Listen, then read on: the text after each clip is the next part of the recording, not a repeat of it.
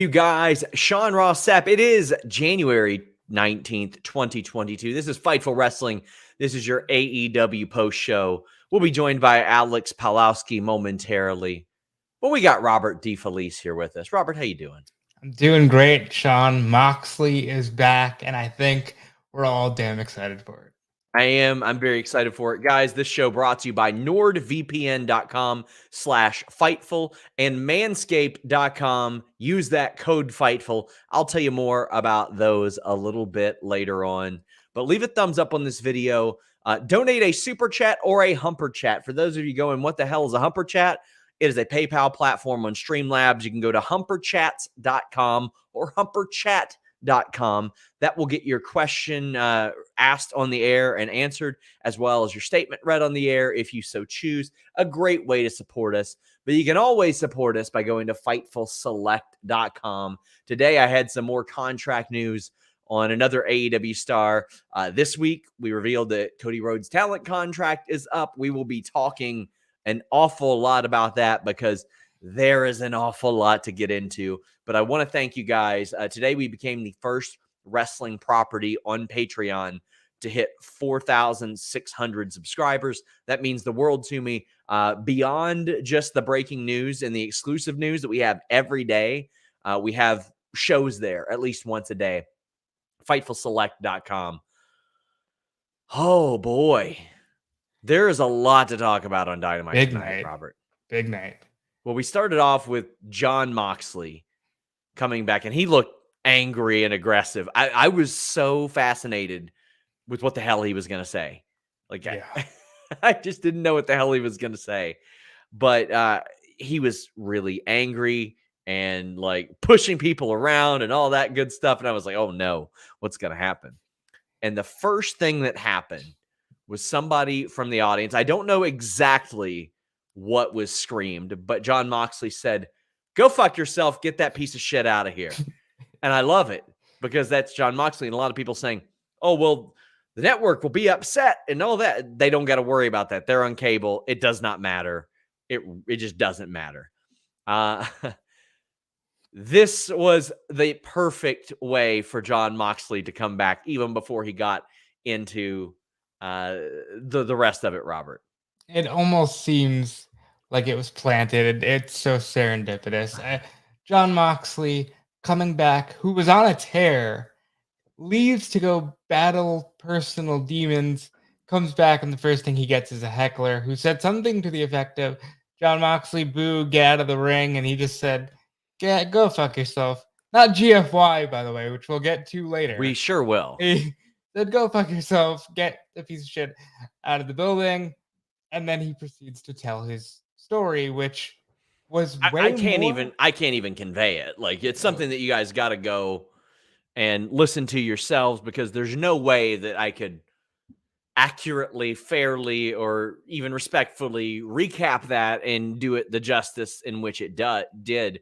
Brent Lockman says, seeing Mox back and healthy was the best. And then he started speaking and all felt right with the world. Robert, you could hear a pin drop in that arena because the crowd was just waiting, hanging on his every word in the palm of his hand. And we saw a couple promos tonight where the crowd reacted in significantly different ways. I thought this show was a really good example of the range of promos that pro wrestlers can cut, whether it be realistic emotion, playing off of rumors or anything like that. Jon Moxley finished this off by saying, "The only thing I drink these days is blood."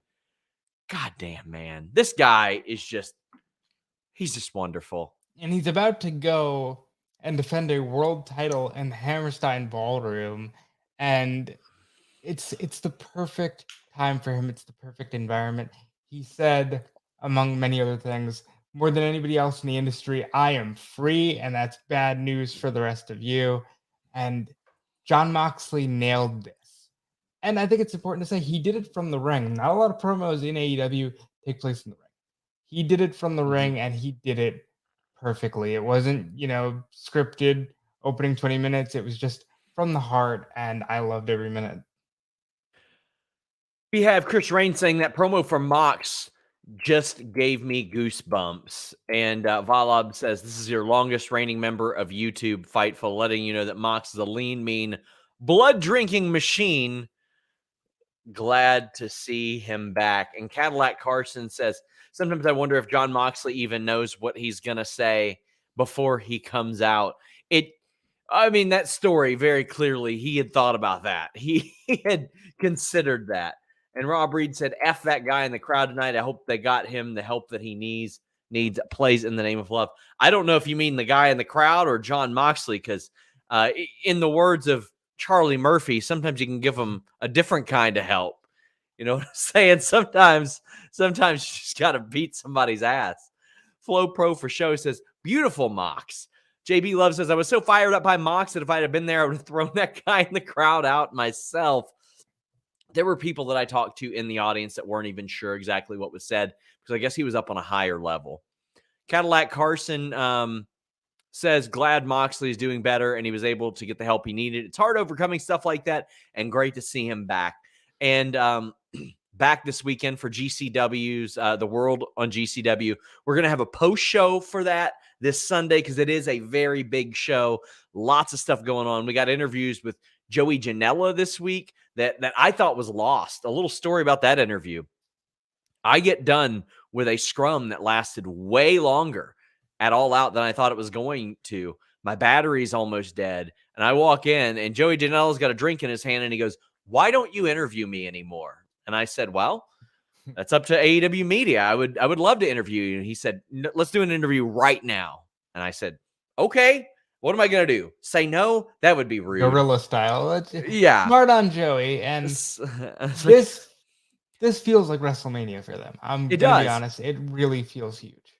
It feels like their WrestleMania. And he said, and it's interesting because the battery died at the end of our interview and it corrupted the file. I didn't think I was ever going to get it truly back.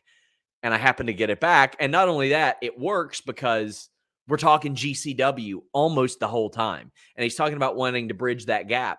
And I think he and Jon Moxley are a big part of bridging that gap. We also have an interview up with Orange Crush that Jeremy did for Fightful Overbooked, as well as Matt Cardona. So a few big GCW names. Make sure you guys check that out. Rob Reed says, did you see that Kendra Lust is all elite? Yeah, she Photoshop or tweeted a Photoshop graphic, but I saw that she was on Renee Paquette's podcast. So eventually I'll listen to that, because I listen to everything Renee does. Guys, reminder, get in your super chats and your humper chats, and we will continue to talk about that Moxley segment, because I know that a lot of you guys feel a lot of ways about that. Well, then the first match. Well, actually, we should mention Ethan Page, Jon Moxley on a live edition of Rampage. I love that. Love that for Ethan Page as well. They're going to kill it. They are going to kill it. But I think a lot more than just Jon Moxley, Ethan Page is going to happen, because when Rampage is live, there's usually a reason. Daniel says, not AEW, but thoughts on Terminus. Gresham is the man.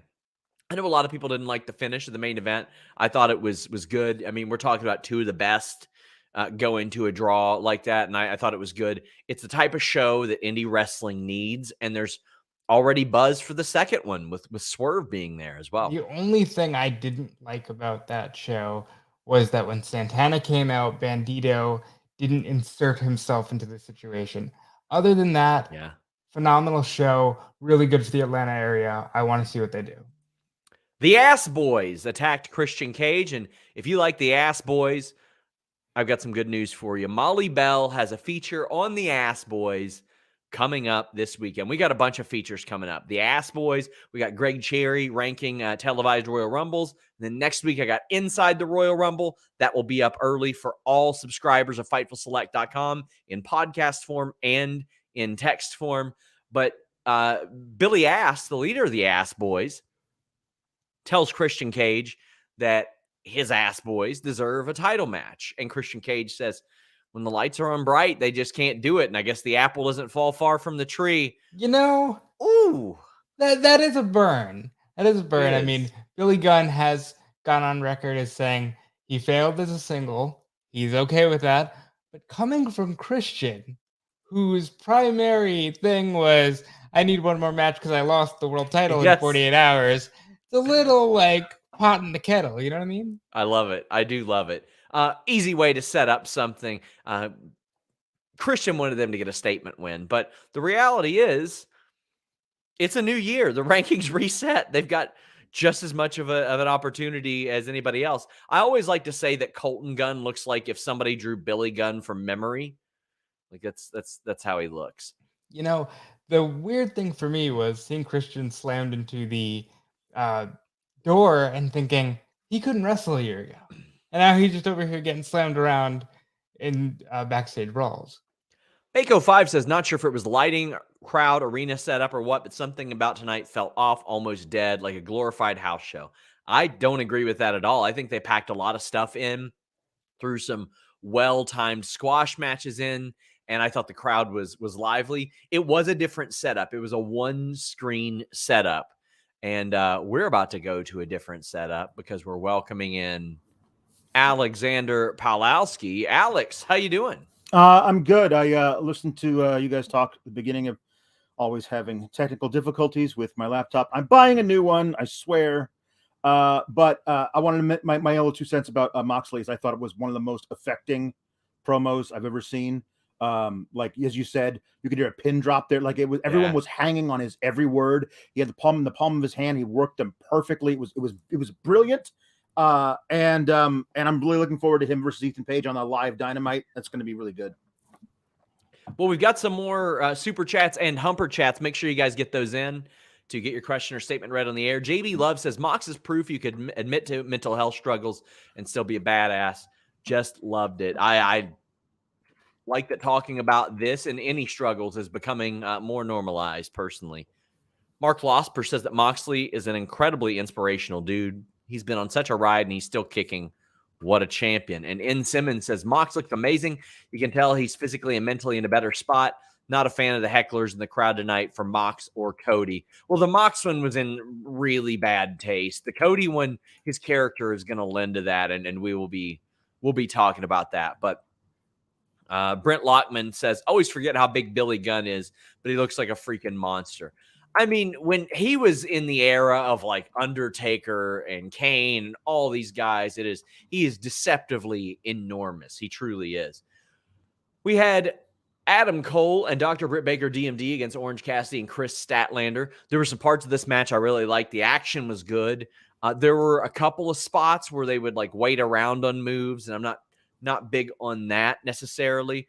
The HBK influence in this match, and Adam Cole specifically, it's heavy, like with the facial expressions and all that, and the let's bump somebody off the apron and go through the table, and those types of visual things are very clear. The Shawn Michaels influence there, and I like that we're seeing more couples wrestle together, and the creative isn't bad or anything around that. Wish that would have been the case a long time ago. But Alex, what do you think of this match? Cole and Baker ended up getting the win when Baker went through the table. Mm-hmm. Orange Cassidy stares at her for like it felt like an eternity, mm-hmm. and then got hit right in the penis. Yeah. I mean, I know Orange Cassidy's the baby face, but I feel like he should have ran into her and then stopped and looked at the hard cam and been like, whatever. It wasn't on purpose. You all know it wasn't on purpose. I'll tell you a missed opportunity. A missed opportunity was them not doing the best friends zoom out when Cole and Baker kissed too. Oh, they should have done that there as well. I think you're the overreaction to the near fall thing. The reason I liked it was because it played on, okay, so this is a thing we do all the time, but it's also a couples version. So I love it. There was a camera on Britt too when Orange kicked out of Adam Cole's Panama Sunrise. I thought that was really cool because also Britt is perfect at finding the camera, like at knowing when the camera is on her. Her little, like it was just so beautiful. The little mouthing of the she words. Is the best at wrestling. She's best in wrestling at that. Yeah, that is so true. I also love Adam Cole getting unnecessarily angry about what was obviously a mistake. I'm going to kill you, Orange Cassidy, because you accidentally nudged my girlfriend into a table. I think that's good. That's fun. It's going to, this match between them is going to be finally the feud blow off for all of this. And I think it's a good way to do it at an event named after Orange Cassidy's finishing move. Perfect.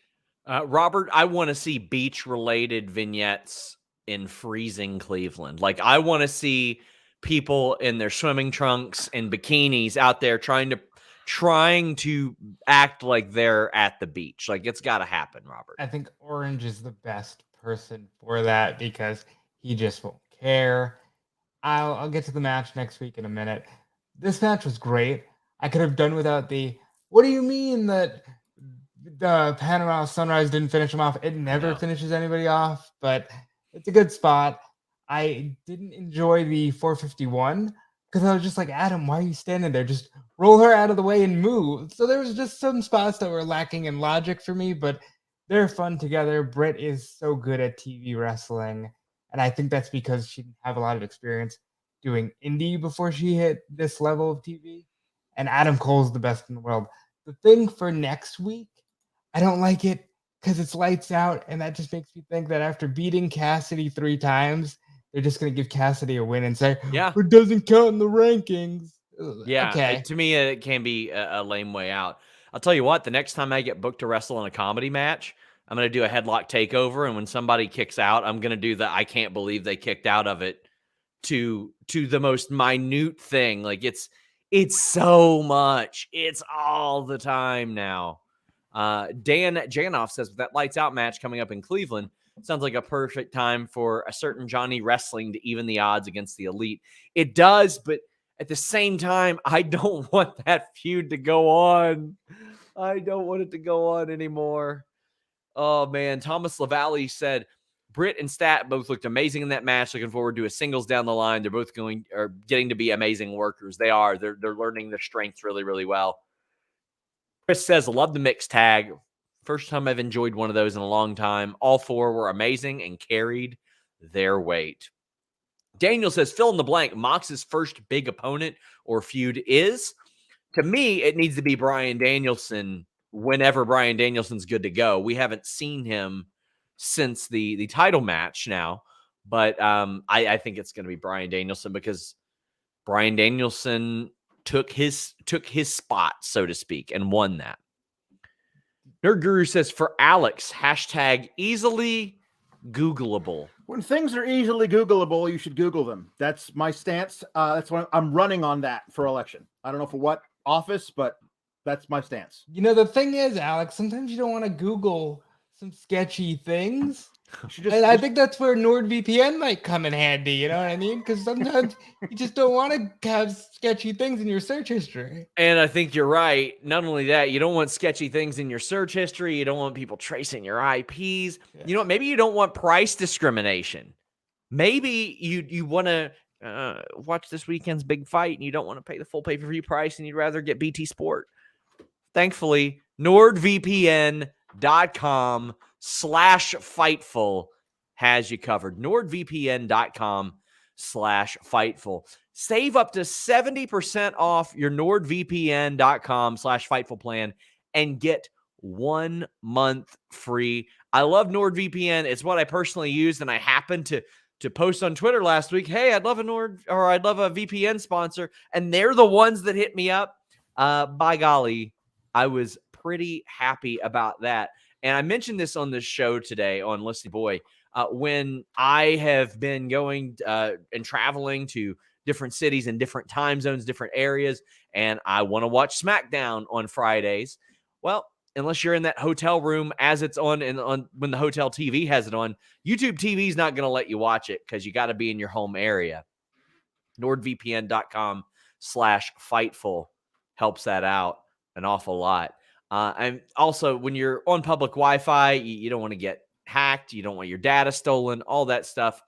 NordVPN.com/Fightful helps prevent that.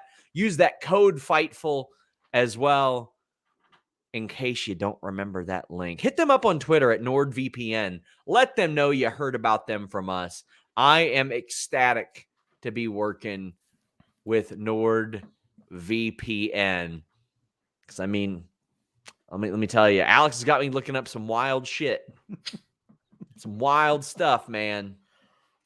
Grayman Media says, any news on the family of the guy Walter is now named after? Figure they don't want to have his name brought up like that. BTW Bruce P trolling the IWC. I don't think, I wouldn't even know where to go about tracking down his family. I don't think that's, I just think everybody knows it's a bad idea in general. Let me just real quick, because I'm not on the Tuesday show. Alex and Kate do a wonderful job. But honestly, the worst thing about this is that Walter is now a random guy named Walter who at least had some history behind him. And now he's just a random guy named Gunther. And what do we do with that? Why is he there? Why is he a random guy named Gunther? What are we getting here? I hate it. And Google things, people. I mean, so weird. And what's even weirder are all the people that have come along since then. It's not that big of a deal. Yeah, it's really stupid, guys. It's beyond stupid. It is among one of the dumbest, most easily preventable things. Mark Losper says, bet Alex is glad to be talking about a U-boat-free company for a bit. Yeah. Oh, God. Generally, yeah. Zach Schimmel sends a humper chat and says, I should save this for the move, but tonight was special. A fantastic AEW, my favorite night of the week. Fightful's the best, and I constantly see other companies quoting Fightful. Everyone join Fightful Select. I possibly got a big surprise for Fightful soon. Well, we love hearing from you, Zach. Hope the move's going to go well and all that good stuff, but we always love hearing from you. Mark Losper says, when Shawn says, when I want to watch SmackDown, he really means when I'm forced to because of my job. Sad but true. Nerd Guru says, shout out to Stat. And Eternally Lost says, best friend feuds go long but have great blow-offs. That shouldn't be the thing. It shouldn't always go like nauseatingly long and then have an amazing blow-off. I know the match is going to be great, but well, we finally get a bit of Proud and Powerful seeing the light. They're not happy with the way that Jericho's doing things, probably because he's trying to make GFY work. Well, Yeah. Rob Reed trademarked it. He trademarked it. He trademarked it. Mark Losper says GFY needs to GTFO. Hopefully the inner circle's about to break up. Rob Reed says, stop trying to make fetch happen, Gretchen. I mean, Jericho is forcing this GFY thing. If I'm Tony Khan, I say, listen, man, no more. Got to stop Especially after Moxley just said, I know that's on TV. it really minimizes the impact of saying GFY when Moxley says, go fuck yourself. Well, in fairness to Jericho, he had to get it trademarked because he heard the WWE was going to trademark it themselves, but they were going to make it stand for Gunther for you. So, you know, I mean, this was just here's what's interesting about this is that I up until now, I was like, I'm convinced that they were going to make Jericho come out of this on top and look like the babyface in doing it. But this made me think maybe not because of the way that Proud and Powerful reacted to him calling out Eddie Kingston.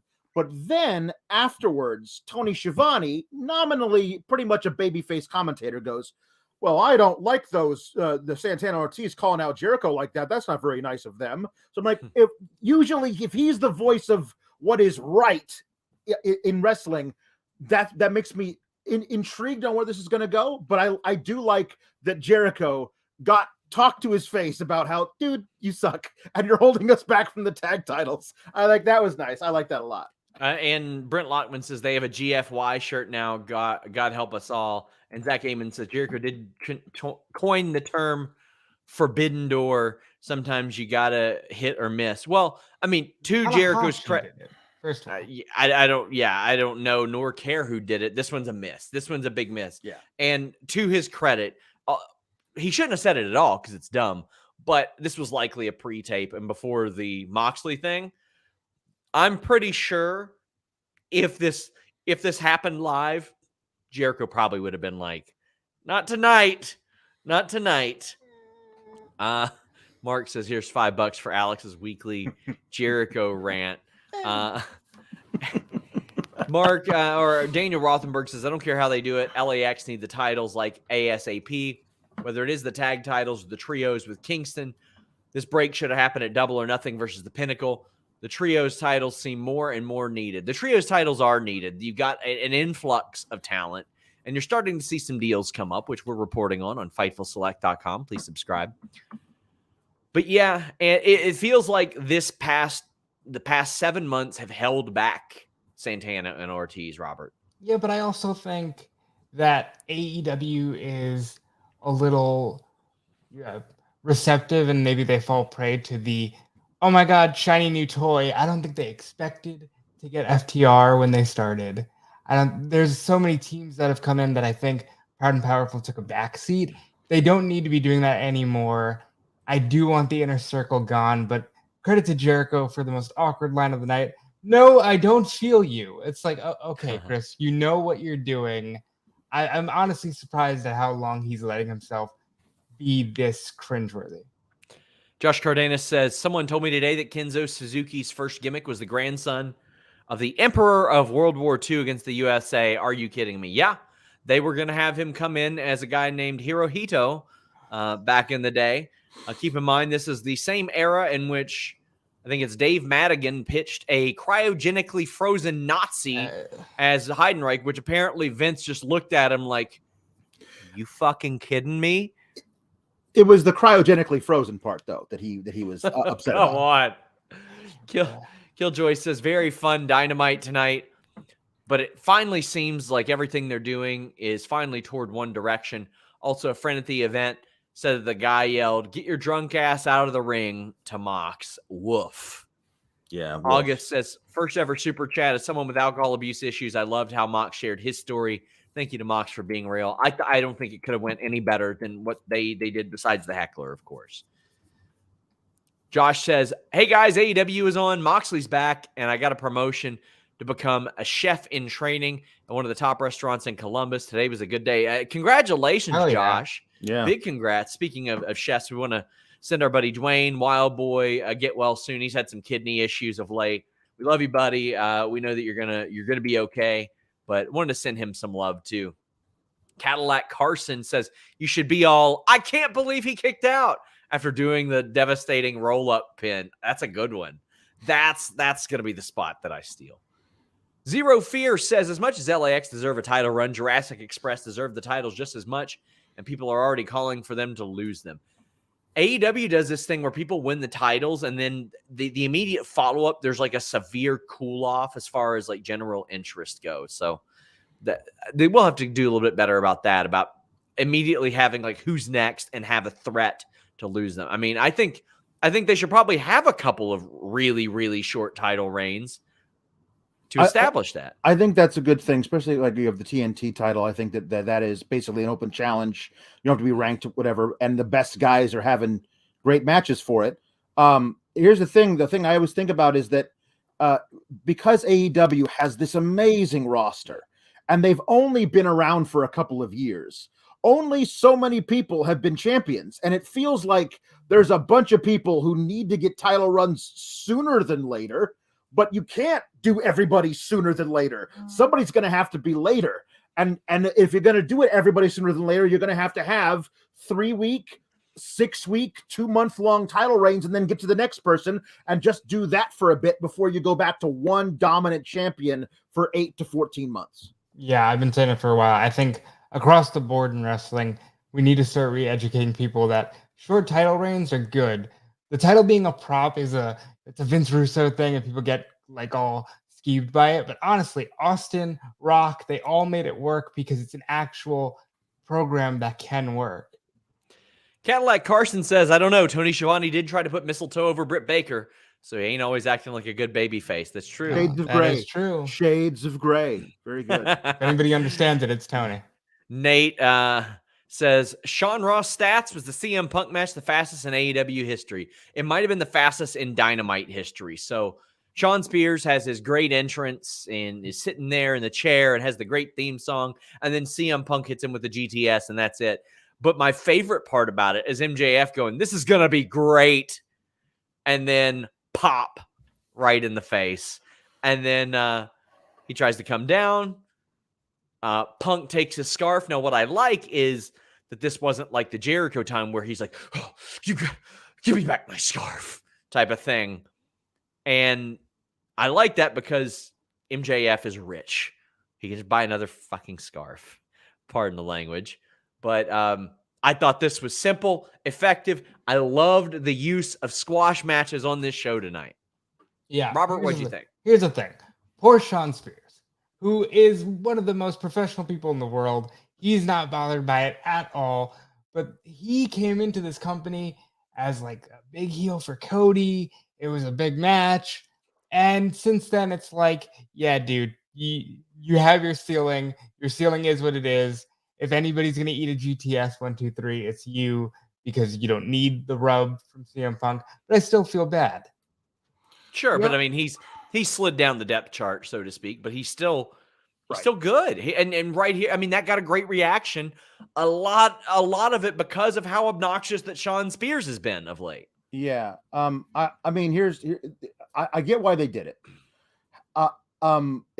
It kind of made what I thought was a fantastic promo that Spears gave last week kind of just null and void. Like, it was like, hey, I'm the guy who knows, and I've got all this in-ring ability that you don't get to see because I'm not just out here giving people chair shots or whatever. And then it made him into a liar, which I never really like, even if the guy's a heel. What I would have done is I would have had Spears come in with the chair and never put it down, and have the ref be like, put down the chair, we're going to start the match.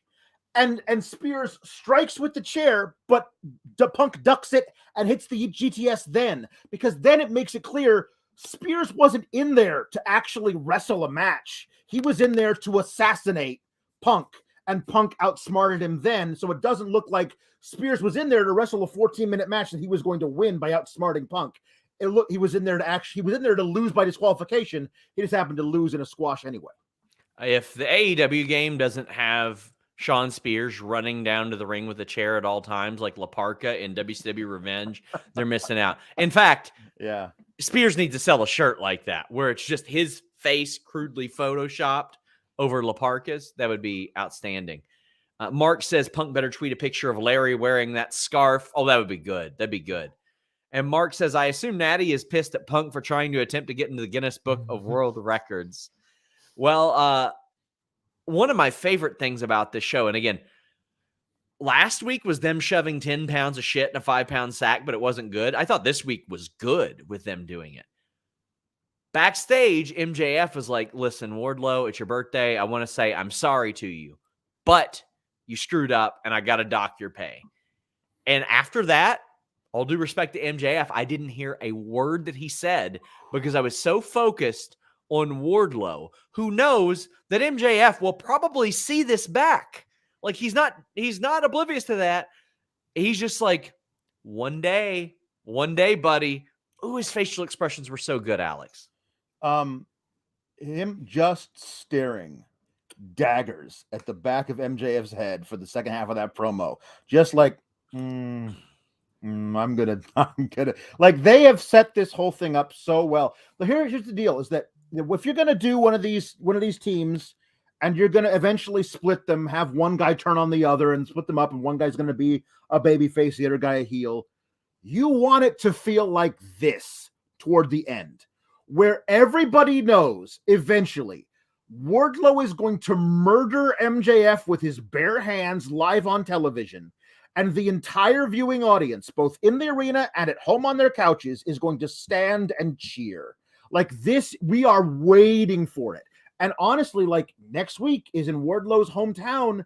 And I'm wondering, are they going to pull the trigger next week? Or are they going to do it the week after, which is in Chicago, where Punk has been teasing that that's when he wants to have the match with MJF. Like, there's all this availability. Are they going to stretch it out all the way to Revolution? There's all these really cool things there, but they are building all of that anticipation. And right now, Wardlow does not give a fuck. He's just waiting. One more time, you put your hands on me, little man, and I'm going to end you, and I love it. I think we're waiting till at least Double or Nothing, if not all the way to All Out, because I think Wardlow has to win this Face of the Revolution ladder match. Wardlow has to face Cody Rhodes, and Cody needs that TNT title in order to get back in the ring with MJF, because Cody's still waiting for that. and there's a lot to be told there. So I think Wardlow will be used in that capacity. But when it happens, it's going to be really, really good. Guys, please leave a thumbs up on this video if you're watching on youtube.com/Fightful. Also, check out youtube.com/Fightful Overbooked. We've rebranded the Distraction channel into the Overbooked channel, and there's going to be a lot of great stuff over there. Give it a look. Valob says, normalize championship reigns to be more about the defense count and not days held. I agree. JB Love says, can't believe that fan said that. The worst thing about wrestling continues to be wrestling fans. Well, the bad ones, at least. I mean, there are people that are like, well, it's 8 p.m. on a Wednesday. Time to log into my burner. I don't understand that at all. Well, we've got the Dante Martin saga continuing. I don't know where Lio Rush is. I even asked him, like, where's Leo? And I had so many people saying, that's your job to tell us. I don't have all the answers. I even interviewed the guy last week, and I couldn't get the answer. So, like, again, I don't pull things out of thin air. Can't do that. But people are saying, well, it's because he went at Tony. Tony's out there liking his tweets during Dynamite. In the middle of Dynamite, he's liking a promo tweet about Lio Rush's new single. So, I mean, it seems like things are all right from that perspective. And we've got Ricky Starks telling Dante, you've got a little brother complex. You think everybody here is your brother. I want to see Leo still be a part of this because his guidance in taking Leo away from Matt Sydal, Alex, I thought was very important to this story. Right. I mean, and yeah, it is. And he's out there with Lee Moriarty and Matt Sydal and everything. And then not only did they forget about Lio Rush, but apparently they also forgot about Jay Lethal, who was the guy who saved him last week. And that, like, I thought they was okay, fine. Like, he really does have all these brothers who are out there. And by the way, Ricky Starks, Will Hobbs, you wanted to be Dante Martin's big brother for a while. If he hadn't turned on you, you'd be his big brother. So don't, like, that's a bit of pot calling the kettle black. But I think this is interesting. I just wish they would have really honed in on the story beats of this whole thing. I will never forget how shocked I was when Dante Martin signed that Team Taz contract and Leo was like, what are you doing? And I was like, this has the makings of a really interesting story. And they just ended it. Like a couple of weeks later, they just ended the story. And again, we don't know what's going on there. We don't know if something bigger is at play. And yes, I mean, he's making dates elsewhere, so it's all we can do is really speculate on that. Robert, I was so interested in this story, and it has lost a little bit with Leo not being around.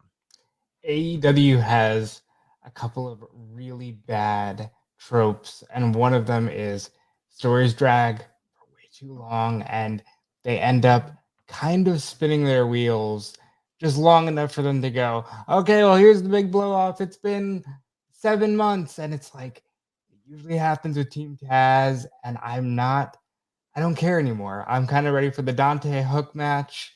Let's get that in the ring. Let's have Hook win. And let's sort of move on from there. We had the Cutler cam with Roppongi Vice, and they were really nice to Brandon Cutler. No, one of them was. One of them was. Oh, yeah, one of them Trent was being nice. Daniel He's a says, good boy, Trent. Daniel says, hey, Shawn, is Rocky Romero sticking around? It depends on where you mean. Where you mean, because he's everywhere. Yeah. He's everywhere. Like, this was so easy. And Brandon was like, oh, man, they're gonna be so mad at me. And they put as their bio, FFS Brandon, which I love. This was simple and easy. It was to promote the Young Bucks match on Rampage. But we've also got Hook versus Serpentico announced for Rampage. Rampage and Hook got a full-on like commercial for Hook, which is pretty wild. Backstage, we have a Statlander and Layla segment with Red Velvet there. Let me tell you what I'm happy about. Layla Hirsch being mad because Chris Statlander messed with her money. Yeah. Or because it was costing her. She was like, you cost me thousands of dollars, and that's important to me. You cost Velvet thousands of dollars, and that's important to me. Kason Bennett says, Layla's shot on red. I thought I saw her soul leave her body. This is easy, the most easy thing. Robert, don't mess with my money. It's the oldest story in wrestling. Oh, there's a battle royal for $20,000. Oh, there's a car on the line. Money is what matters, and that's the easiest story to tell. This is good. The only way it can get better is if she signs a contract with Team Taz. Now, admittedly, when I was younger and they'd do the $10,000 battle royal, I didn't quite get behind that because I was a child with no concept of money. As an adult, I can get behind it a lot more when it's like they're messing with my financials here. Alex, what did you think of this? I liked it, especially because you got to see Layla like just beating some ass. Because I love, she's so great, and I just love her putting Stat in the arm bar and everything. And I'm excited for her to take out Red Velvet, because it's like, it feels like that's the progression. Is that match, have her go through Velvet, get a one-on-one between the two of them, not in a friendly way like they had a few weeks ago on Rampage, but like, for realsies. And I do think if we're starting this whole thing of like, well, Statlander's with the Best Friends, and I guess Britt is technically with the Elite now, then Team Taz should get Layla Hirsch. Everyone talks about it. It's a perfect fit. She'd be great. I would love Taz cutting promos for her the way that Bivens does for Ivy Nile on 2.0. Like, just, you are not going to go, she's tiny, but she will F your ass up. And I just think there's a lot of fun stuff you could do with this. Brendan Tengate says Wardlow is to expressions as MJF is to words, and that works out really well. Alicia Ellis says, I really hope Leo isn't being punished for sticking up for Swole. I don't know. And as Mark says, the timing of Leo's absence is conspicuous and frustrating. We have some evidence that Tony doesn't want to seem to address some stuff in public. He needs to be called out about it.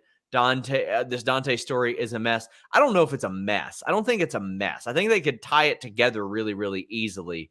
And ultimately, it's on the people that interview Tony to ask those types of questions and to ask it in a timely manner. Like, I know in like a month and a half, people are going to be like, why wasn't it asked at a scrum? Well, probably because it happened 3 months before. Like, he did interviews days after, and it just wasn't asked.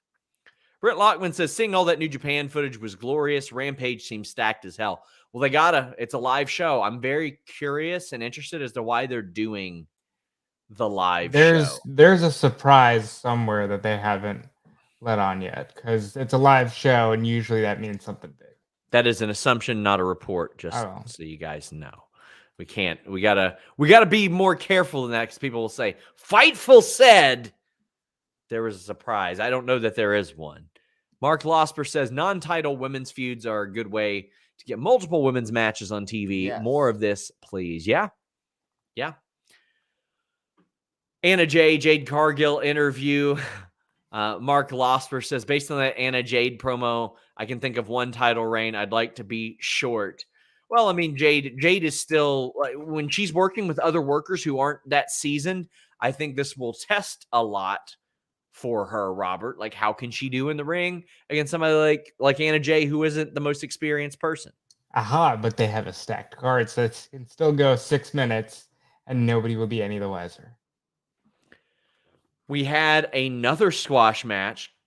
We had the House of Black against the Varsity Blondes, and the Varsity Blondes got their asses kicked so bad. So freaking bad. Alex, this was wild. Yeah, it was great. This was an ass whooping of epic proportions. Oh, it's great. And I just love, like, Pillman, like, second guessing himself.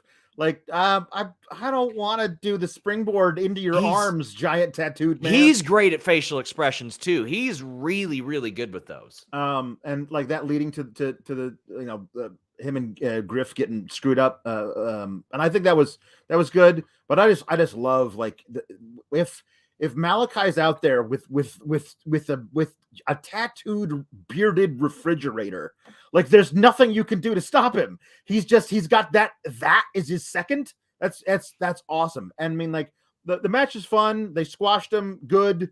And what happened afterwards is what's got me excited. Chris Rain says Kings of the Black Throne are going to do some damage in AEW. Well, it looks like PAC is going to as well. JB Love says, absolutely love seeing PAC out Malachi.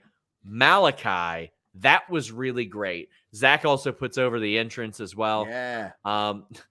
Also underrated. Alicia Ellis says, who else popped when JR called Brody King handsome?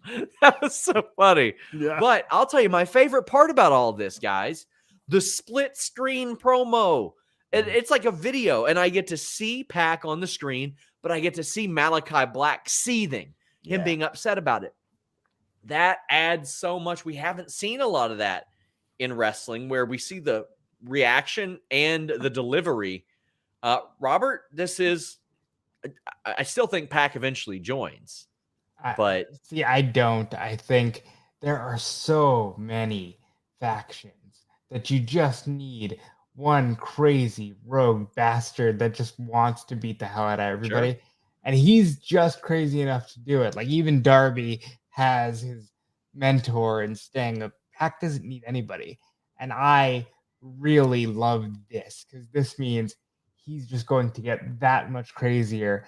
And he might take out Brody King in the middle of the night. Like you just never know when he's going to come for him. This is what you want to see. And on top of that, House of Black defeated a top 5 team, which means they're automatically probably going to be inserted in the rankings, which is very good because we need that versus Jurassic Express. We've got a bunch of super chats and humper chats about this. Jarlock says, the PAC promo felt weird to me. Seems like the Mist isn't really a story element to bring people into the House of Black. Alex, where do you stand on that?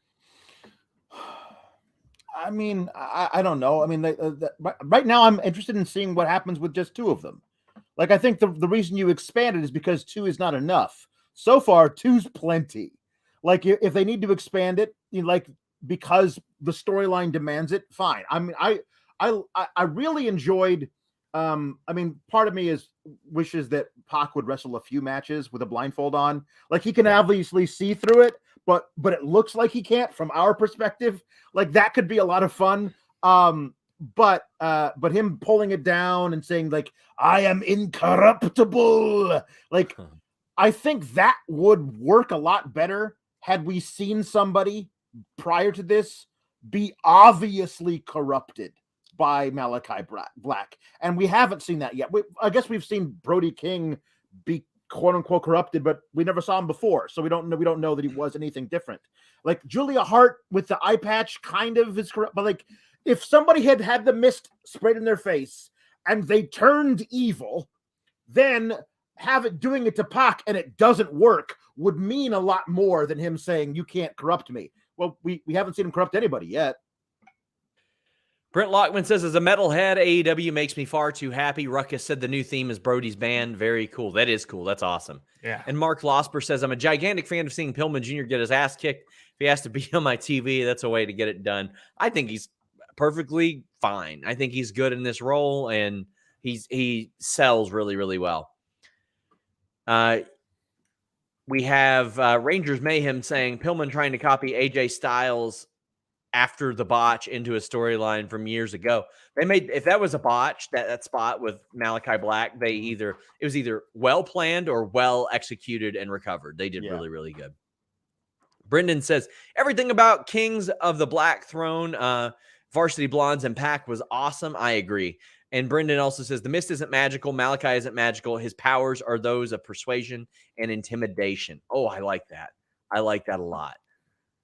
Brendan also says, props to SRS for pronouncing my name correctly. Not an easy thing to do. But Daniel says, what does Walter think of his name change, Alex? Yeah, I liked being Gunther. Gunther was actually my grandfather's name, not that kind of grandfather. He had already come to the States before then, but I'm honoring a time-honored tradition of lots of Gunthers. Don't give them ideas. Alex, don't give them ideas. Stop. Stop right there. Like, Sawyer says, maybe Gargano debuts this Friday to set up his first match in his hometown next week, or that'd be a waste of a pop. That'd be a waste of a pop, I think. yeah. You get a deafening reaction with that. We also had Serena Deeb beating Skye Blue's ass so bad. I thought it was very cool to hear Jim Ross say, this is one of my favorite performers of all time, any gender, any era. That, I mean, for the criticism that JR gets, that carries some weight to it. And man, Serena Deeb is a wrestler's wrestler, Alex. And this was a wrestler's ass whooping is what this was. Man, she is so great at this.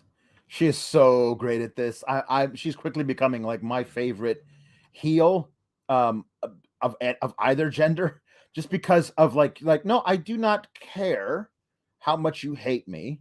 I do not care if you don't like me. I'm better than all of you, and I'm going to use that for the powers of evil and just like ruin people's limbs. Like that's honestly, this kind of work is what I've been begging them to do with Shayna Baszler on the main roster. Just come out, no nonsense, ruin people's Christmas, and move on to the next one. Like that's something that, and I love that she's taken upon herself to just teach the entire women's locker room a lesson for sticking their nose where it didn't belong. That was a personal matter between her and Sheeta. It didn't concern any of you until you made it concern me, and now you're all going to die. I just love it. I think it's so good. I'll tell you something mind-boggling. There have been 4 times in Serena's career that she took a year off from the ring. Over a year or more off. 4 times. And they were all within the last, 11 years. So, obviously, it wasn't always this as the plan. WWE didn't have her wrestle at all. It's mind-boggling if this ever happened because... oh, man, it's like I feel like she'd be in Mickie James, this generation's Mickie James, whereas the 2010s version of that, and we'd be revering her there instead of her getting her flowers now. Brendan says the future Thunder Rosa Serena title program is going to be white hot fire. Yeah, that it is. Robert, yeah. any thoughts on Serena? You guys pretty much covered it. I think it's amazing that she has been available for so long and not been utilized. And the only sad thing I feel is that all of the champions are heels, so she can't have a title right now. Mark Losper says we may have seen somebody corrupted, Alex. It's the Code Man. Well, we'll see. He's doing some interesting work right now. That he is. We'll talk about that momentarily. Jake Roberts is back. He did a vignette for Lance Archer, talking about Hangman Page. Hangman's like, you want to fight? Let's do it. Well, in the meantime, Lance Archer is, again, another squash, beating the shit out of Frankie Kazarian, who we barely see on TV anymore. That Elite Hunter stuff was just not good. But he's getting his ass whipped here. We've got Knock Bogan says, good Dynamite only complaint is Lance should have had the squash match. Spears could have used the longer match. I mean, this was still an ass whipping. This was just because it lasted longer doesn't mean it wasn't completely one-sided. What'd you think, Alex? I mean, I love seeing Lance back. That injury was so scary. We talked about it last week. It's so good to have him back. I mean, you give Frankie Kazarian a gimmick, calling him the Elite Hunter, and as far as I know, he never hunted any elites. He tried. He did not. He did not capture his quarry. But when you hunt, you're stealthy and stuff. I once saw a guy on Naked and Afraid get so desperate for food, he tried to chase down a deer on foot. That's what Kazarian did. Yeah, he just came running and was like, "Here I am," and got his ass whipped. Or he was like, "Shh, be very, very quiet. I'm hunting the elite." Yeah. Zach Amon says, crowd got smarky towards Lance Archer. That's all right. He dropped a couple of F-bombs right back, so he handled himself very well. And Robert, he handled himself well on the mic, too, because he's like, Lambert, I can handle this. That was fine, too, I thought. This was to set that up, obviously, and Chance says, to be very honest, it's the most fun I've had watching a wrestling show in a long time. Just let women wrestle longer than Dan Lambert lasts and pet. Damn. Well, I mean, we We got the backstage vignette. We got a mixed tag. We got the Jade Anna thing. We got the squash match. Yeah. Dan Lambert apparently does not know that soy milk does not come from cows. Yes. The whole point of it is it is non-dairy, Dan. Yes. Come on. Yes. If soy milk's coming from a cow, that cow's got some problems, buddy. And so is whoever is lactose intolerant that is drinking that soy milk. Dan Lambert said, Toy Story made Hangman Page want to become a dairy farmer on the East Coast, giving hand jobs to heifers to produce soy milk. See, I muted Dan Lambert after he said, oh, Hangman Page never played outside. He never drank water from a hose. It's like, okay, so you took that dig of your walking Facebook profile a little too literally and then went and searched on your friend's Facebook for a good meme about the good old days. It's like, I'm good on Dan Lambert. I'm really, really good. Like, we don't need this to go any further. Dan Lambert owning the libs with cow hand jobs. You'd love to see it. Rafael Garcia says, where is Leo Rush? If Hangman Archer is the next at pay-per-view, I want Rosa Baker to main event. I really think Rosa and Baker should main event Double or Nothing. I do. I really hope they don't drag this Hangman Archer thing out to any pay-per-view. Yeah. Have this be a Dynamite match, and sure, let's move on. I agree. Nobody thinks Archer's beating him. JB Love says would love to see Deeb take on Layla as a mentee. Could make for some dope tag matches. Yeah, I like that as well. Yeah, sure. Zach Gaiman says at least Deeb's match was longer than the Queen of the Ring matches. Sad but true. Mm-hmm. JB Love says, I'm probably in the minority, but I'd love to see Frankie, and I think he says CB. I think he means CD reunited. But Dan Lambert also cut a promo for Men of the Year, and this didn't last long either, fortunately. Shot Kid 29 says, I'm in the minority, but I like Dan. I do not agree with I do agree with the criticism. I like the idea of him with Lance simply because he's scared of him and Jake. The idea of him with Lance is so much better than the idea of him with the Men of the Year. It's just, I've had my fill, now I can't enjoy him with Lance. So, Alex, while I go take a giant whiz, I'm going to have you walk through the Matt Hardy Andrade segment because I think that you would be better off explaining that. Fine. I appreciated this. This is a lot more business jargon than I am used to. I got out of the office life a long time ago and vowed never to go back. But he says that he has sold controlling shares of the 51% of the HFO to Andrade. However, crucially, he has retained 3 out of 5 seats on the board of directors. He and Private Party will retain 3 seats, and then there will be Jose and Andrade as the other 2 seats. And this is also, they can start procuring more talent, including that child that works for Mr. Sting, Darby Allin. Here's what I want. If you're going to give me an Andrade versus Darby Allin singles match, could you do that sooner than later? Because right now, Andrade is one of the greatest wrestlers in the world, and I've gone far too long without seeing him wrestle. That's what I'm going to say. This is the longest roundabout way to just say, hey, we're switching the Butcher and the Blade again. Now they're Andrades. And nobody's going to be interested in that. I don't care about any of this. Get to the part where Jeff Hardy comes down. He's doing his little dance. They're having ladder matches with all the tag teams. I mean, to be fair, they can't get to that. He's got to not. We need to kind of just hurry that along because the HFO, nobody cares. I'm glad that they're dwindling it. But, okay, now Andrade gets the leftovers. I don't know why I'm supposed to feel like, oh, this is big news. I don't think it's fair to be like, just get to Jeff Hardy. They legally can't get to Jeff Hardy. But, I mean, I don't care who the Butcher and the Blade go to next. And Brent Lockman says, said out loud tonight, damn it, Andrade, you can't buy children. And CM says Andrade's going to do a hostile takeover of HFO, leading Matt to bring in Jeff. I'm guessing, which I love. Yeah, I think it's going to be Jeff and Matt against Private Party for sure. Yeah. Jarlux says the table spot week after week makes me think that Khan has stock in Office Depot.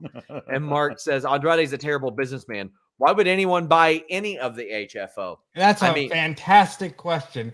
Ask yourselves why Andrade wants any of this.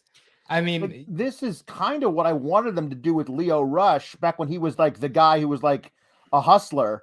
Yes. Back when he was back before Tony Khan watched him wrestle a singles match and was like, "Oh, that dude's a babyface." But like him buying into the HFO just so he can have a hostile takeover and extract Private Party for his own ills before blowing up that in a merger with some hedge fund.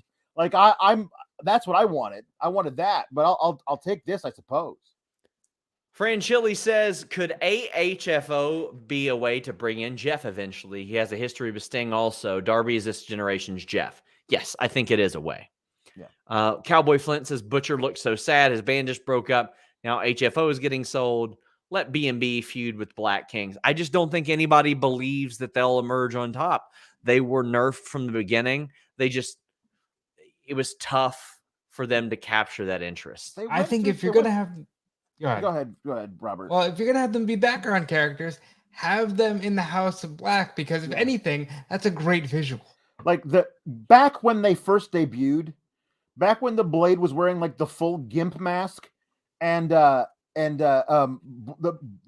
Butcher looked like Mad Max Teddy Roosevelt, they went through this weird phase where they looked like they were running a craft brewery somewhere. Like it didn't work at all, and it's kind of like ruined them. Make them go back to how dark they were when they first showed up, and have them be the putties for the House of Black who can take all the pinfalls. Rangers Mayhem said the Butcher needs somewhere to go since his band broke up. Yeah, that is unfortunate. I hate that for him. I really do. That sucks. Cadillac Carson says Kazarian is just giving the Elite a false sense of security. Let it play out. And Mark says nobody convinced me Lance Archer isn't a babyface because he took the mic out of Dan Lambert's hand, which is a great one. But guys, remember, get your super chats and your humper chats in. We would greatly appreciate it. Alicia Ellis says, off topic, but is it normal for hockey players to just have fist fights on the ice with no one trying to stop it? Renee quote tweeted a video for reference. Less so these days, but yes, it was extremely common. Did you guys see that I posted on Fightful Select today that Era Lucha is coming back? Yes. As a cartoon. Yeah, they said that they've got a new direction as an animated series. To which I said, you know what? Here at Fightful, we prefer nude erections, and we want them to look really good. And manscaped.com and that code Fightful make sure that your nude erections look visually great. Not only that, you'll be smelling great. Because it's not just that Lawnmower 4.0. Sure, the Lawnmower 4.0 has the 4000K LED spotlight, so you can shave anywhere your heart desires. It's waterproof, by the way. But it's got that advanced skin-safe technology to reduce grooming accidents. And let's be real, all of Era Lucha was an accident. The whole thing. And you know what? If you invested in Era Lucha, you're probably going, where's my money? Not with Manscaped, because when you use the code FIGHTFUL and get 20% off plus free shipping, man, that deal is too good to be passed up. They got the Manscaped Refined Cologne. They've got body wash. They got the Weed Whacker nose and ear hair trimmer. They got the Shed Travel Bag, anti-chafing boxer briefs. Man, that Performance Package 4.0 is awesome. Manscaped.com gets you 20% off when you use the code FIGHTFUL plus free shipping. That Lawnmower 4.0 is awesome. It is the safest to use on the market. They've also got Crop Preserver Ball Deodorant, Crop Reviver Ball Toner, all that good stuff. They got stuff for your feet, stuff for your body, stuff for your hair, a little bit of everything at manscaped.com. When you use that code FIGHTFUL, you save 20%. There we go. There we go. Now we're good. Oh boy. So let's talk about it. Well, actually, ShotKid29 says, since Jade's starting up the open challenge, how much longer do we have to wait for the likes of Athena, Nixon, or Mia to show up? Well, whenever their non-competes are up, that's when. February sometime, right? Yes. Because it was in November. Soon. Yeah. Some of them, yes. So this week, on Monday, I reported that Cody Rhodes' deal with AEW had been up. And a lot of people said, what about his VP status, EVP status? When I asked, all I was told was free agent working without a contract.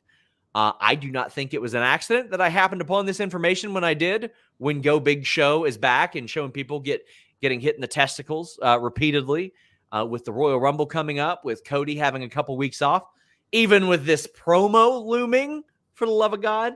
But we were able to verify his talent contract was up. This promo was a lot to take in. Now, this promo is going to get you on one of two sides of the spectrum. You're probably either going to love it or you're going to hate it.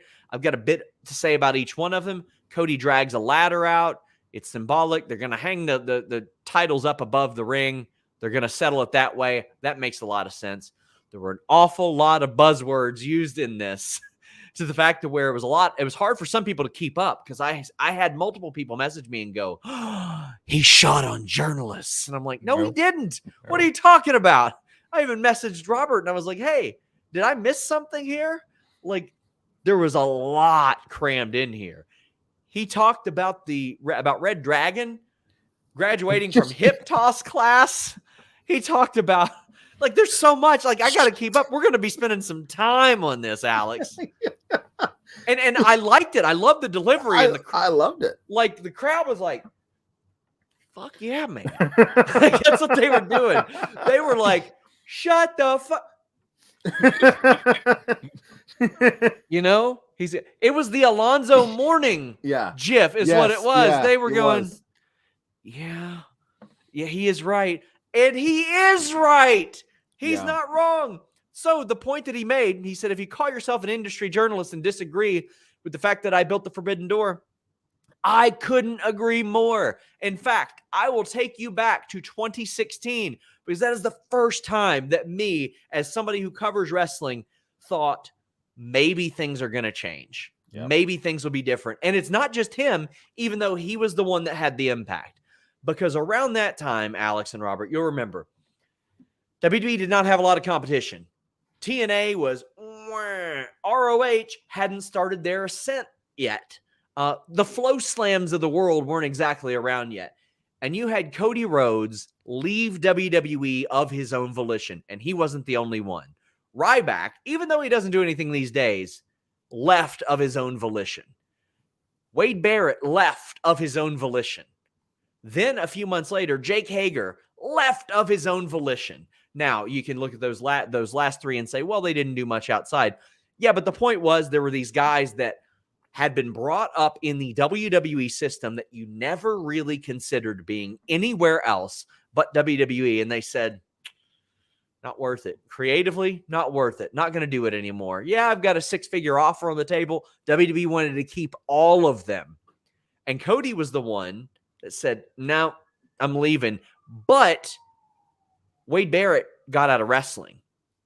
Jake Hager went and tried some MMA. Didn't do a lot of stuff. He did Lucha Underground, sure.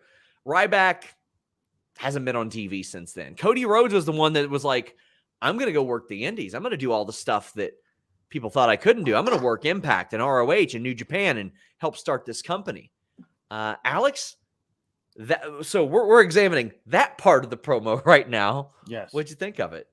No, he's absolutely correct. Like every time, like when AEW starts doing crazy buzz, when they basically equal WWE in the demo from Raw to Dynamite, I always stop and think, all you had to do, Vince, was just let this guy not do Stardust anymore.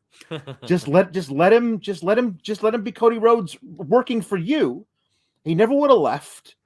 Like, you might have fired him by now because you fire everybody, but at the time he never would have left.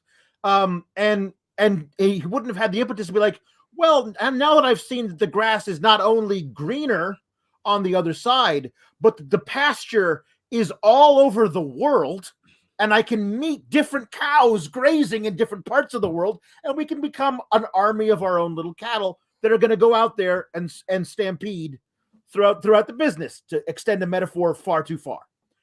I thought that him saying this like made perfect sense, And it was one of those things that, like, I think we needed Cody to remind us on television that all of this kind of happens because Cody leaves WWE and links up with the other EVPs, and they find a money man, and the whole thing happens together. But if he doesn't leave WWE, this never happens. He is the forbidden door. He's the guy who drew it on the wall, drew a little doorknob, and somehow that door opened. So, as Brent Lockman says, didn't Cody look at the Bucks as for the inspiration to be outside the system? Think he said as much, or is that a story point down the road for this? Well, boy, were there a lot of points to this, Brent. Like, Cody doesn't reference the Bucks a lot. There's rumors of the infighting, and honestly, anything with the EVPs and Cody, down to the free agent news I got the other day, in my mind, I got a million parts going. Is it a work? Is it a work? Is it a work? It would not shock me, Robert, to learn years down the line that infighting was a masterfully created work, because one day it will be money. There was the line, I see Red Dragon has graduated from hip toss class, but I don't need to see the Bucks beating developmental again. What were your thoughts on that line, Robert? I think it's the perfect line. Cody is the legitimate son of the American dream.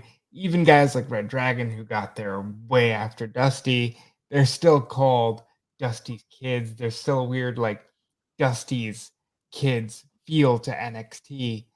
But Cody said to hell with that. Cody always wanted to be a cowboy, always wanted to do what his dad did and travel the world, and he just happened to strike gold. And I think, as Alex so perfectly said, we needed this reminder on TV, because this is the best thing Cody Rhodes has done since he cut that promo talking about wanting to kill the Attitude Era. Cody feels like he's important again.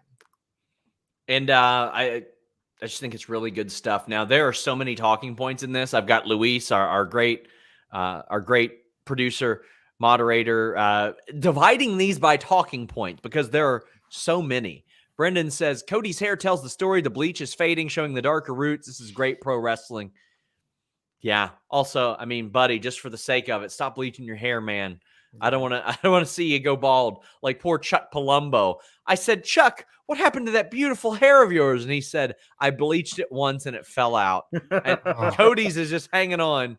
It's just hanging on. Chris says, we got 2 promos of the year tonight. Oh, it was great. I love the delivery. Yeah. There were some words I was like, like the industry journalist thing, that doesn't bother me. Saying, you want to know why I won't turn heel? I don't like turn face, turn heel used within the context of this show.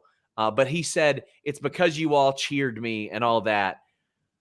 And then they started to cheer him. Yeah. And he had this confidence exuding from him. It wasn't, why won't you cheer me? It's, I don't give a fuck if you boo me. Right.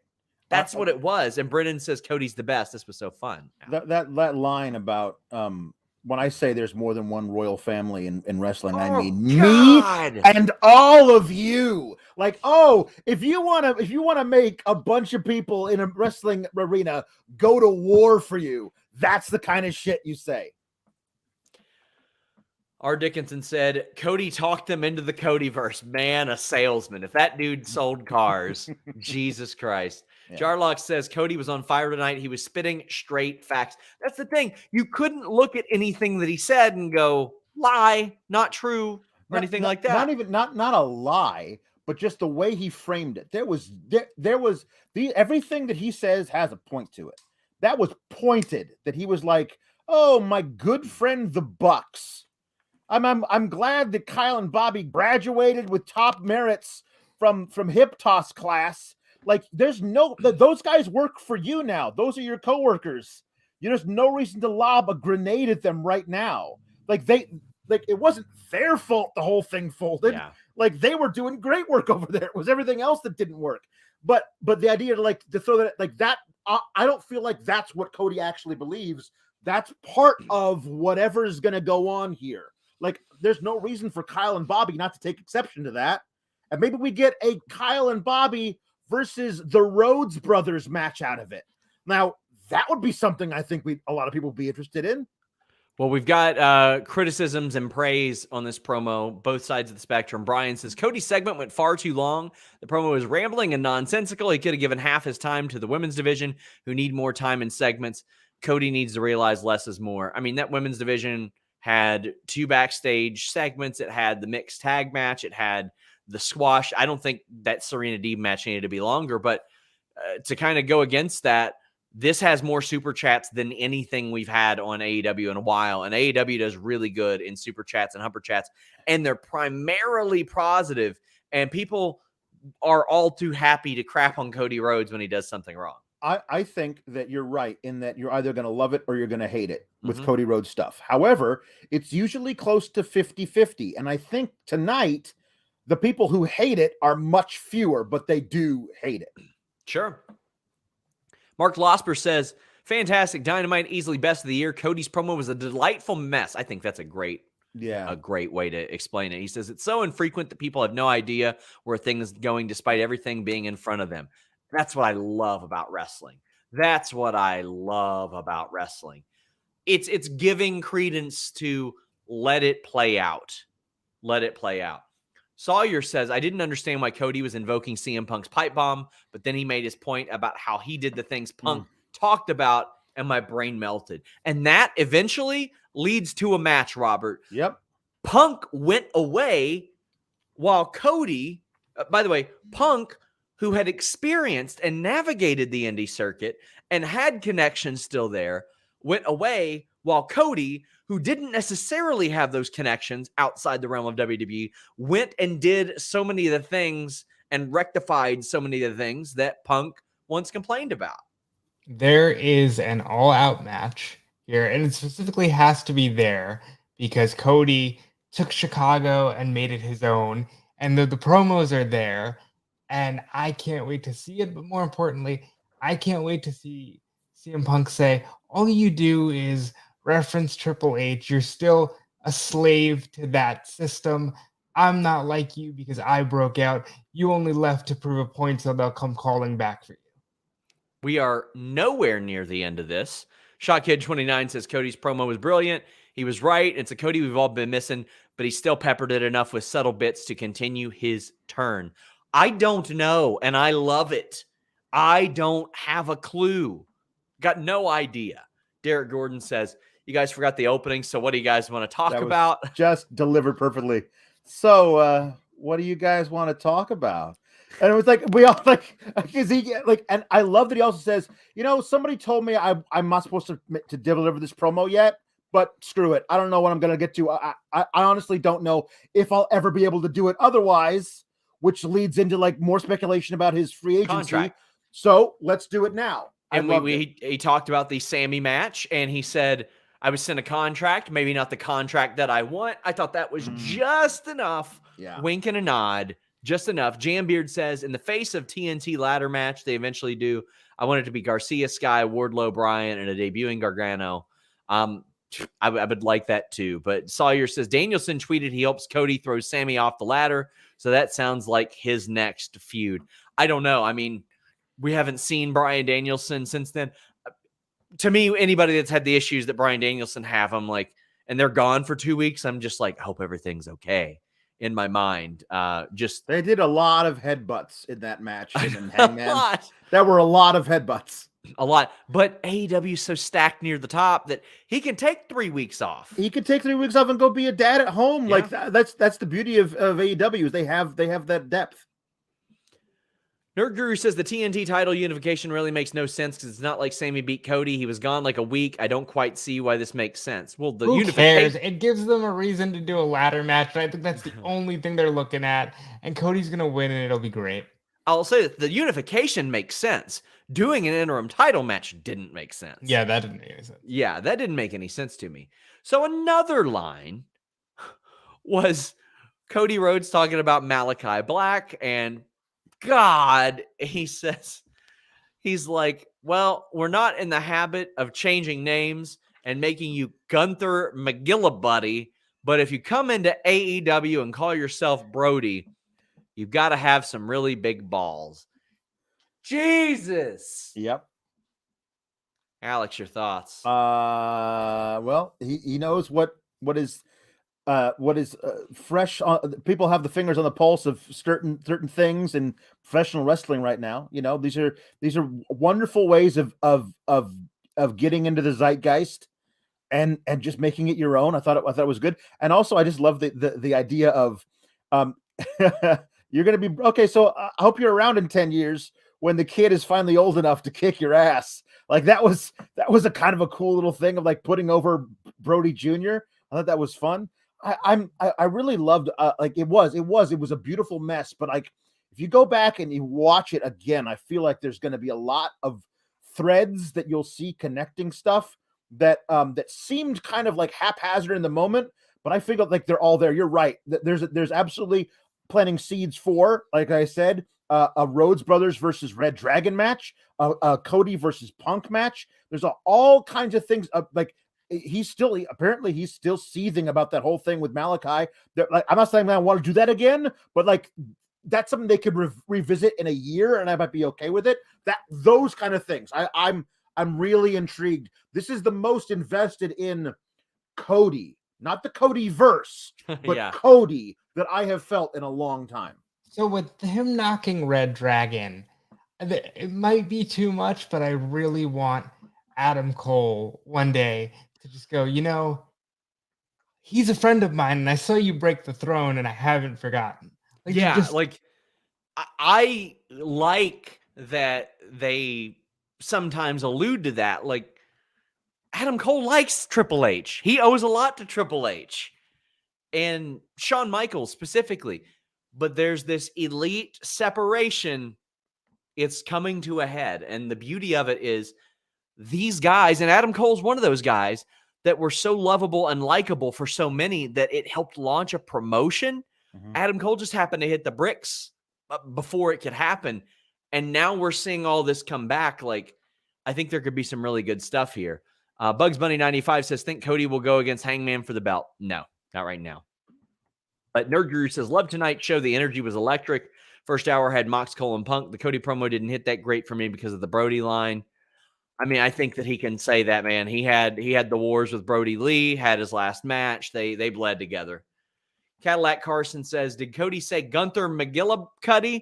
How can you possibly boo this guy? No, he said Gunther McGillibuddy, which is even better in my favorite thing about that is even 12 years later, Michael McGillicuddy is still like the worst WWE name they could have ever given anybody, and nobody forgets it. They give these people such comically bad names all the time.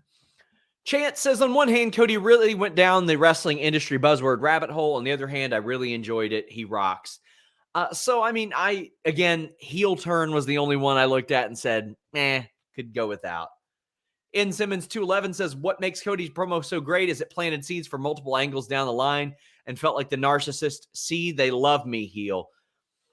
Well, and to add to that, they did love him by the end of it. Mm-hmm. Like that narcissism was reinforced by the crowd going, yeah, we kind of like that you're talking this shit. Yeah. After going through tables and all that stuff. And that is something Cody can use down the line as well. Like, I bled for you guys. I went through tables for you guys. I went through fire for you guys. And all I had to do was talk a little shit this whole time. Man, there's so many different turns this can take. Sawyer says, not one single word Cody said tonight was false. He managed to turn that crowd and made it look easy. Amazing promo. And Jay says, I feel like Cody's about to back up with the Bucks and take on UE. Also, a lot of New Japan call-outs tonight. I think it goes Hangman, or it goes Omega Bucks, Undisputed Era. Maybe Cody ends up linking up with Hangman down the line or something of that nature. Because, I mean, we really don't know how long Kenny's going to be out. Yeah. And they may want to do something before then, if he's going to be out, until the fall or something. I could see Cody like, hey, my good friends, the Young Bucks. And then Cody kind of goes into business for himself. Like, that could be part of the storyline as well. I'm not really sure. Dr. Six Fingers Esquire says, as a suit guy, I'm surprised Cody's pants weren't properly tailored. I'm sure I'm the only one that cares, but he's usually on point with the suit game. He doesn't have a contract. Give the man a break. Give the man a break. Come on now. Guys, get in your super chats and your humper chats. We are heading down the home stretch, but still have plenty about this. Valob says, adrenaline in my soul. I got COVID from Cody Rhodes. My COVID report. I don't understand that, Valob. I'm sorry, but Cody didn't give you COVID. Joey says, every time I convince myself not to like him, he drops a gem like that and reels me back in. What a promo. And Mark Losper says, for the comic book fans, to me, this was Cody coming back from the Ultimate Universe and coming back to 616. Promo was fantastic. I love it and can't wait to see what he's going to do next. Blind Cito says, first time humper, really feel like Cody's promo was great, but people want to hate him so much. They scream STFU, and it was annoying. At some point, you have to separate when Cody is in the Codyverse and when he's actually doing a good-ass promo. I think people did. You know what we didn't touch on? Something that happened on this show that hasn't happened on any WWE show. Crowd started chanting Royal Rumble at Cody Rhodes because they know he doesn't have a contract. And, of course, that would be great. It's never going to happen. But one final thing I'll say, because you guys mentioned him potentially teaming up with the Bucks and Hangman, I really want him to look at UE and go, you know nothing about War Games. That's my legacy. I would love that. There's so much there. I love that. Cadillac Carson says, Cody also lost a very nice tie to Arn and a bonfire for us. That's true. It's true. Z Johnson says, first ever super chat on the Metro home from my first ever wrestling show. Completely awesome. Glad to hear the crowd noise translated well to TV. The silence when Mox was speaking was kind of unreal.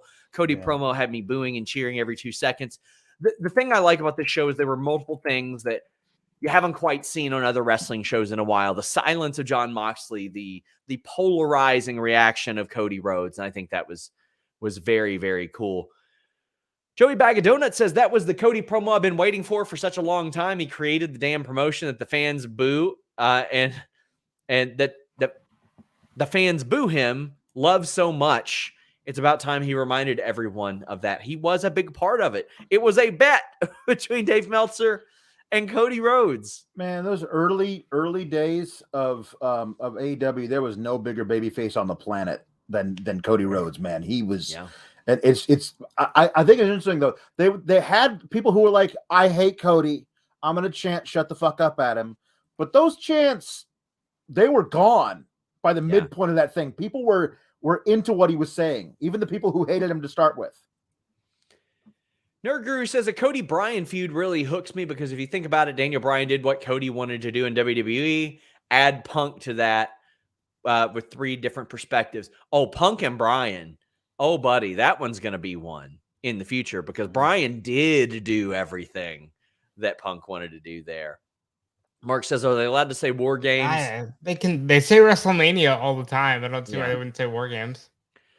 Sawyer said, was there ever actually any confirmation Cody had COVID, or was it not being cleared, just part of another elaborate work? No, he had a family member with COVID.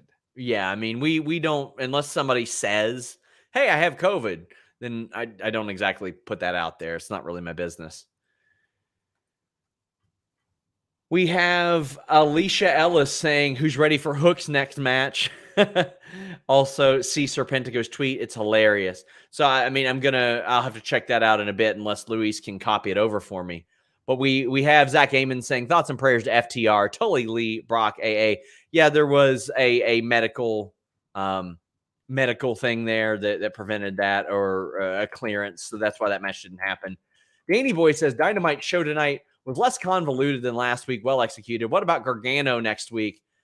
Since it's a free all best friends versus elite. I hope so. It needs to. I think that should be the perfect, or would be the perfect opportunity for that. Mark Losper, Shawn quietly, your penis is soft. Now make it pretty. This is a weird timeline. I am a Lucha says $5 because you 3 are the best thing going on Wednesdays. Thanks, fellas. Well, hey, you know what? Me and Jimmy also go on Wednesdays. Listen, your boy. Today we talked about Cody, Mustafa Ali, Gunther, all kinds of good stuff. But make sure you guys also check out Fightful Overbooked on YouTube. We have a lot of great shows for you guys coming. But we had the main event, Darby and Sting versus the Acclaimed. Brent Lockman says, SRS, between us, Sting is a robot, right? He has to be. Well, Darby gets taken out, Robert. And Sting works the majority of this match himself, bumps off a drop kick. every bump I see him take, I feel like I don't take it for granted anymore. I took it for granted in 2015. I ain't taking it for granted again. We are 16 years removed from him headlining Bound for Glory with Jarrett. I think we've gotten so much more of Sting than we deserve. And yeah, I had a bit of a problem with him being able to take on the Acclaimed by himself. I think that's a bit much, but it's still so cool to see him do it and see him just jump off of stages. He's having fun, and I hope he gets to end his story his way.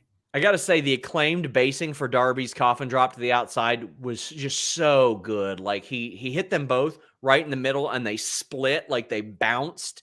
Every single bit of offense that Darby does, you forget that he's 170 pounds because he puts every single ounce of that 170 pounds into what he does, and everything is convincing. Rob Reed says, a quick reminder that Sting is 62 years old. WTF. But let's talk about the pre-match promo because I thought that was good.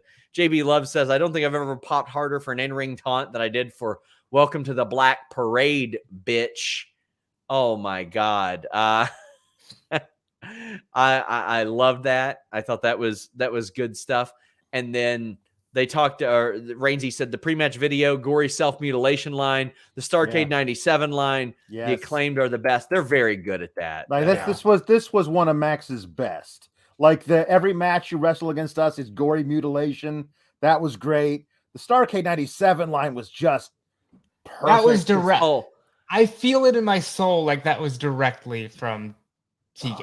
I would have loved if one of them said something like, well, Darby, it's good that you could make it since we figured you were going to be booked for the When We Were Young festival, but glad that you're here. The match was fine. Sting and Darby get the win. I will never take watching Sting wrestle for granted anymore. Sting jumped off of whatever the hell he jumped off of and went and like put Caster through the table. And I had to remind myself that man is 62 years old. Like every time he does something ridiculous like that, even taking just regular bumps, not putting a guy through a table bump. Like he's 62. Like there are people that we watch who are in their early 40s and like, man, that guy's bump card is full. Like Jeff Hardy, sometimes you watch me and go, yeah. And then Sting's 20 years older than he is. Like, it's just crazy to think about it. And right now, like, I buy everything about Sting and Darby. They are literally leaving the venue about 50, 60 minutes ago, and they were in traffic behind traffic in a car that had, or behind a car that has an AEW license plate. They got out, they surprised the people in the car. It's up on Darby Allin's Twitter right now. Like, I keep hearing about how Sting has really taken Darby under his wing, and it's really, really awesome. Really great. C says, Cody smoked his promo. I love the father and son relationship with Darby and Sting. Very wholesome. Mark Losper says, Edge, Christian, Sting, Bryan, maybe even Paige. How good is medical science? Fantastic. It makes me very happy. It makes me very happy. And not only that, Nikki Bella is back. She didn't think she would be able to wrestle again. Matthew S. says, I wonder if this show is better on TV than in the arena. I left early before the tag match with Sting because I was so bored. Found Terminus 2 times as fun. Listen, I'm glad you like Terminus, but I'm shocked. I'm shocked I can't imagine doing that. Really can't. Yeah. Mark Losper says, man, just realized Jeff and Sting are probably going to be in the same promotion, and they're probably going to deal with the Victory Road disaster. Put this on my TV right now. I don't know if they will or not. Who knows if they'll go down that road. Wrestle Vibes with Riven Blades says everybody loves the Acclaimed tag champs in 2022. I don't think so. I mean, potentially. Here's the thing. They were ranked number 1 tonight before this loss. And like when you do the rankings and everything, like I was like, oh, everybody hates the rankings. We were like, they don't use them enough. Well, like they're number 1 and they wrestled a team that's not in the Sting and Darby in the top 5 because but they lost to that team. So if once you get to number 1, you should get your tag title match. if you lost to somebody behind you and dropped down the rankings, that's too bad for you because Silver and Reynolds got a tag title match on Rampage. It's too bad for the Acclaimed to get all the way to number 1 and then never actually get a title match out of it. That'd be terrible. People are suggesting that this fella is lying because he's in our chat shitting on them every week. Matthew S., send me proof that you were there on Twitter, or else we will shun you. Shun! One thing we haven't talked about, Darby Allin diving back into the match, like straight out of Jackass. Oh, great. That was good. From the audience was really great. Well, guys, we went a little over today. You guys will be all right. We got UFC watch along this weekend, big UFC fight. Also, GCW post show. But we got interviews with Orange Crush. We got interviews with Matt Cardona, Joey Janela, ahead of the world on GCW. Thank you guys so much. I greatly appreciate you guys. Alex, you do a show called Sour Graps on FightfulSelect.com, which we want you guys to subscribe to. It's not just breaking news, even though we got plenty of that. We have some good shows over there, too. Yeah, twice a week I'll do a review of Raw and SmackDown. I have had it up to here with main roster booking and storylines, and so I am not gentle in my opinions of them. But I also do a review of the NXT 2.0 on this very YouTube channel with the indomitable Kate Hensler. We have far too much fun. It's more of an after party than a review. And when we want to thank everybody, we double the amount of views we normally get because everybody wanted to come over and commiserate about the Gunther episode. So yeah, it was a good thing. Come back next week. It should be as much fun, even if we don't get the travesty of renaming Walter Gunther. Matt says, I was in FL, F10 going Friday too. Listen, buddy, send me your social security number and your debit card number, and I will believe you. Jeez. That's what it's going to take, Matthew. Robert? Yeah, you can follow me everywhere at DeFelice. Check out everything I'm doing over at Fightful.com, of course, as you should be. I'm actually not too unhappy with Raw this week because they gave me a lot of fun content to write. Oh, God. So I'm good with them. But, yeah, follow Fightful, follow Fightful Select, and check me out everywhere. Raphael says, I want to live in a world where Wardlow does a powerbomb symphony to someone that is in a commercial break, long picture-in-picture. Oh, I would love that. Yes. I don't know why AEW or WWE during the pandemic era, during the Thunderdome era, never did one where Cesaro did the swing, they cut to commercial, and they come back and the swing's still going on. Or like a delayed vertical suplex or something like that. And Wrestle Vibe says, power bomb in picture. Let's make it happen. Well, you guys made a lot of super chats and humper chats happen. We greatly appreciate you guys. We are publicly funded, so thank you all so much. Matthew, you're weird. Debit card number, buddy. Send me your debit card number. What are you doing, man? Better yet, send me $500 cash or PayPal me, SeanRossSapp@gmail.com. Send me hundreds of dollars on PayPal, and I'll believe you. Matthew, thank you for your view. Until next time, we're out.